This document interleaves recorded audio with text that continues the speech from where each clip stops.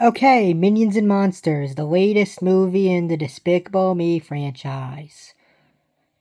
So, as usual, I'm gonna talk about what I liked, what I didn't like, and what this means for the future of the franchise. So, the movie starts with so basically it talks about how the Minions had like a big part in the film industry and they made movies what they are today, which feels like weird lore to have in their like what is this the seventh movie in the Despicable Me franchise? Hang on, yeah, the sixth one.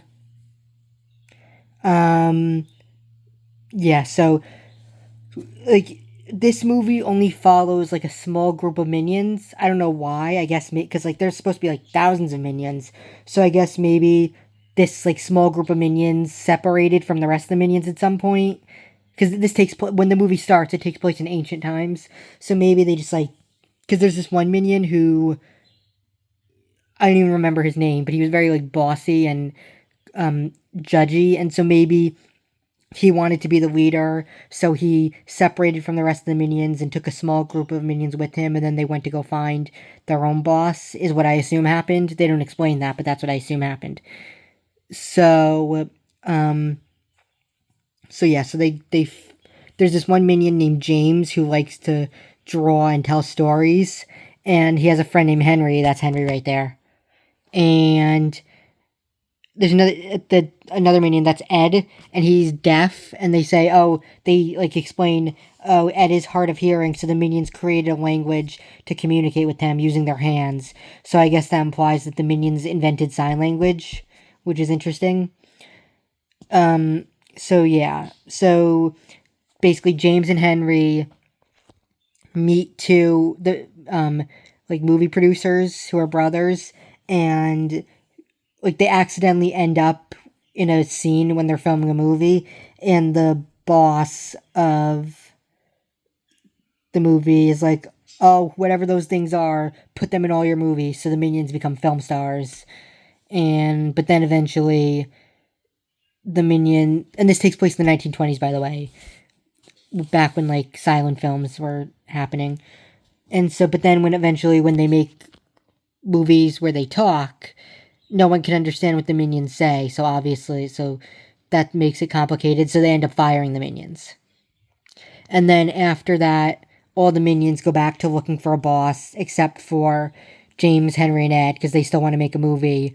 And so, yeah, they end up finding like this magic spell book from when they worked for a wizard, and they end up casting a spell to summon a monster so they can make a monster movie. And that's pretty much the premise. This is the monster they summon. He's not very threatening or or evil, and he actually turns out to be nice. But then at the end of the movie, he actually does turn out to be evil, and he tricks them into summoning a scary monster who's gonna eat the city, which is basically like, I guess, the Blob. Like, there's this really old 1950s movie called The Blob, where this like blob eats the city, and so I guess that's what they're basing it on. I don't know, but yeah. Um, the so yeah, it was. I liked seeing the dynamic between James and Henry. I liked the fact that they had a deaf minion who spoke sign language. That was really cool. Um, and it's always good to see another Despicable Me movie. And I know a lot of people find the minions annoying, but I love the minions, so it's always good to see the minions again. Okay, now let's talk about what I didn't like. So this movie, it was entertaining, but it just didn't really feel like the other. It just didn't have the same vibe to it as the other movies, as the other Despicable Me movies. I don't know why. Maybe it's because Gru wasn't in this one. But this movie's not even really like a Minions sequel. Like the Minions franchise is supposed to be a prequel to the Despicable Me franchise, but the first Minions movie took place in the 1960s. This movie takes place in the 1920s. So even though it's like a sequel to a prequel, it's actually a prequel to a prequel because it takes place before the first prequel. So that's confusing. Um yeah, so there's that. And this movie had probably like the dumbest side plot. Like I know Despicable Me movies have subplots. This is probably the dumbest subplot where the bossy minion and all the other minions after they quit the film industry, they end up working for this guy who claims to be a robot, and he like wants to conquer Earth. And then he falls in love with like a human woman, and then he's like, "Oh, I want to. Maybe I won't destroy the world because she's in it and whatever." And then like she has like the woman, I forgot her name, and the robot's name I think was Dort or something. The woman wants to fight for women's rights to vote, which kind of messes up the continuity in real life because women got the right to vote in 1920, and this is like I think 1927 because that's when films started to have sound. So I don't know. So that's kind of like an error, but whatever. So basically, the robot falls in love with this human woman, and they date and stuff. And then at the end of the movie, it turns out Dort really is a robot from space, and he uses he has a spaceship that he uses to fight the monster that gets summoned at the end. It's a really weird move. It's just really weird. I don't know. It wasn't a very interesting storyline, and I don't know. Just it was kind of dumb. And like I said, Gru wasn't in this movie. He was in the end credits. At the end of the movie, we see Kevin, Stuart, and Bob, who are the protagonists of the first two Minions movies, and they're like making drawings and like filming stuff, just like Henry and James do. And Gru shows up briefly for like 5 seconds. And that just felt like they put that in because they had to. They're like, oh, well, people are going to be pissed off if we don't put Gru and his daughters in, so let's just throw that in for a second. He didn't say anything, though, so I guess they couldn't afford Steve Carell. But yeah, it was just kind of a weird movie.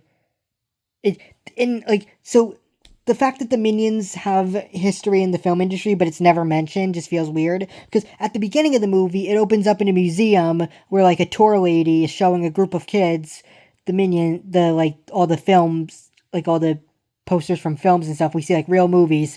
Like, we see an E.T. statue and stuff. And then she, like, shows the Minions, and one kid is like, I know who the Minions are, but what do they have to do with the film industry? So in universe, apparently, people know who the Minions are. So how does that work? They know who the Minions are.